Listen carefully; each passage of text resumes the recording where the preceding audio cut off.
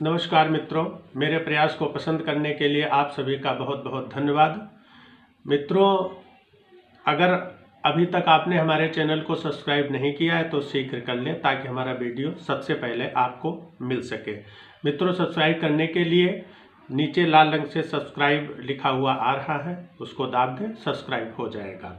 मित्रों, आज हम समझेंगे नए कृषि कानून जो 2020 में से लागू हैं, 5 जून 2020 से किसान उपज व्यापार और वाणिज्य संवर्धन और सुविधा अधिनियम 2020 के प्रावधानों को, जिसका मुख्य उद्देश्य ये है कि an act to provide for the certain of creation of an ecosystem where the farmers and traders enjoy the freedom of choice relating to sale and purchase of farmers. मतलब इसका यह है कि यह अधिनियम राज्यों के कृषि उत्पाद मार्केट कानूनों, राज्य एपीएमसी एक्ट्स के अंतर्गत अधिसूचित बाजारों यानी जो मंडियां हैं के बाहर किसानों की उपज के निर्बाध व्यापार का प्रावधान करता है। यह अधिनियम के प्रावधान राज्यों के एपीएमसी एक्ट के प्रावधानों के होते हुए भी लागू रहेंगे, यानी जो मंडियां वगैरह बनी हैं वो चलती रहेंगी।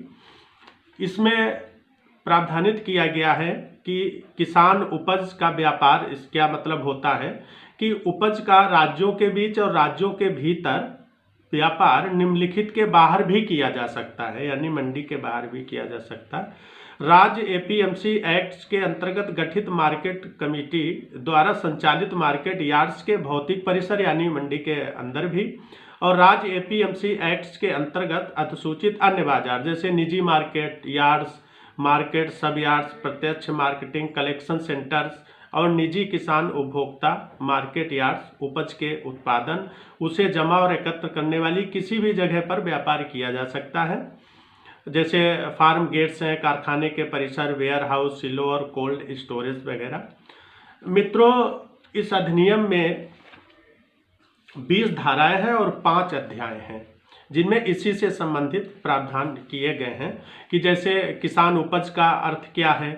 इसमें अनाज जैसे गेहूं, चावल, तिलहन, तेल, सब्जियां, फल, मसाले और गन्ना आता है। इनमें पोल्ट्री, पिगरी, गोटरी, फिशरी, डेयरी उत्पाद हैं, कच्चा कपास, जूट और मवेशियों का चारा भी आता है। अब कौन व्यापार कर सकता है, इसके बारे में प्रावधानित किया गया है कि किसानों और किसान उत्पादक संगठनों और किसान उपज की खरीद करने वालों को राज्यों के बीच और राज्य के भीतर व्यापार में निम्नलिखित की अनुमति देता है, यानी थोक व्यापार, रिटेल एंड यूज, मूल्य संवर्धन, प्रोसेसिंग आती है, मैन्युफैक्चरिंग है, निर्यात या उपभोग, ये सब इसमें शामिल है।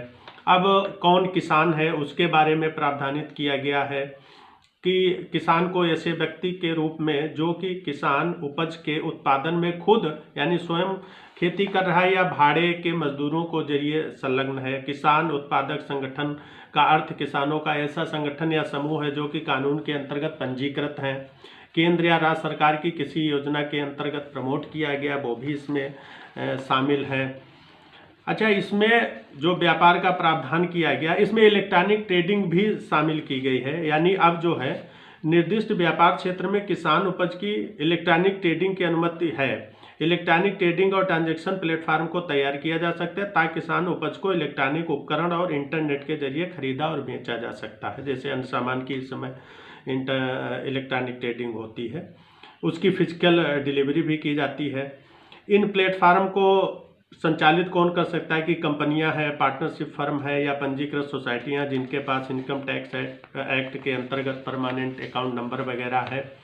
इसके संबंध में कानून भी सरकार बना सकती है कि इनके किस तरीके से क्या होगा। इसमें पंजीकरण का तरीका है कि आचार संहिता, गुणवत्ता का आकलन और भुगतान का तरीका। अगर कोई प्लेटफार्म केंद्र सरकार की मॉडलिटी का उल्लंघन करता है या अनुचित तरीके से व्यापार करता है तो उसके संबंध भी इसमें पेनल्टी का प्रावधान किया गया है कि उसका प्लेटफार्म को संचालित करने का अधिकार निरस्त या रद्द किया जा सकता है।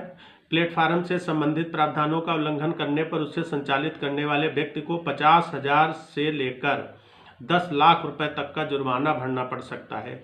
निरंतर उल्लंघन करने पर ऐसे व्यक्ति से प्रतिदिन 10,000 रुपए के हिसाब से जुर्माना लिया जा सकता है। इसमें विवाद निवारण के लिए भी प्रावधान किया गया है कि व्यापार संबंधी विवाद का कोई भी पक्ष सुलह के माध्यम से राहत के लिए सब डिविजनल मजिस्ट्रेट यानी एसडीएम को आवेदन कर सकता है। मजिस्ट्रेट एक कैंसिलेशन बोर्ड नियुक्त करेगा, उस विवाद को बोर्ड को सौंप दे। अगर विवाद 30 दिनों के बाद भी नहीं सुलझता तो सभी पक्ष विवाद को निपटाने के लिए मजिस्ट्रेट से संपर्क कर सकते हैं। पक्षों के पास यह अधिकार है कि वे मजिस्ट्रेट के फैसले के खिलाफ अपीली अथॉरिटी कलेक्टर या कलेक्टर द्वारा नामित एडिशनल कलेक्टर में अपील भी कर सकते हैं।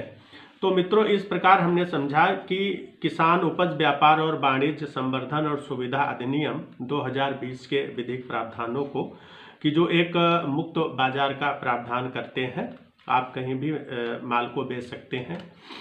मित्रों, अगर वीडियो अच्छा लगा हो तो लाइक एवं सब्सक्राइब जरूर करें। वीडियो देखने के लिए जो कीमती समय आपने दिया उसके लिए आपका बहुत बहुत धन्यवाद।